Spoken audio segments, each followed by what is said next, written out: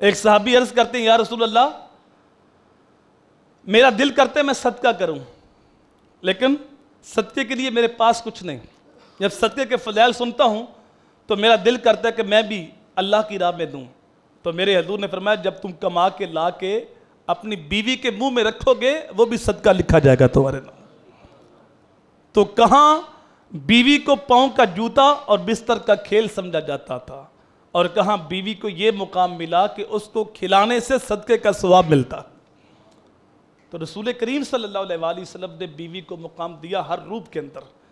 لیکن آج وہ شکاری جو پہلے عورت کو بستر کا کھیل سمجھتے تھے وہ نیا جال لے کے آ گئے اور انہوں نے کہا عورت مرد کے برابر ہے.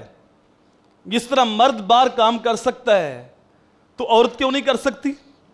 اب وہ گھر سے نکال کے عورت کو بازار میں لے آئے, دفتر کی رونق بنا دیا, بازار کی رونق بنا دیا.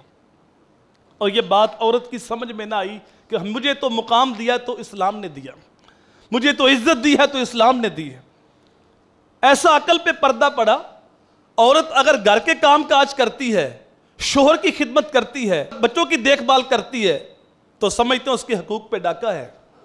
اور وہی عورت دفتر میں نوکری کرتی ہے, وہی ہوٹل پہ کام کرتی ہے, وہی ہوٹل پہ بیڈ شیٹیں چینج کرتی ہے اور ایز ہوسٹس ہے تو 500 بندے کو کھانا پیش کرتی ہے, سب کے ساتھ ہنس کے بات کرتی ہے. تو یہ اس کی آزادی ہے. جبکہ اسلام عورت کو مقام دیتا ہے, اس کو گھر کی چار دیواری کے اندر رکھ کے اس کو شہزادی, اس کو ملکہ دیکھنا چاہتا ہے. لیکن آج عورت اس بات کو بھول گئی اور وہ مادر پیدر آزاد بننا چاہتی ہے اور وہ پلے کارڈ پکڑ کے چوکوں میں آ کے یہ نعرہ لگا رہی ہے میرا جسم میری مرضی. اللہ اکبر. وہ اتنی نادان اس بات کو بھول گئی, نہ تو اپنی مرضی سے پیدا ہوئی, نہ تو اپنی مرضی سے جوان ہوئی, نہ تو اپنی مرضی سے مرے گی.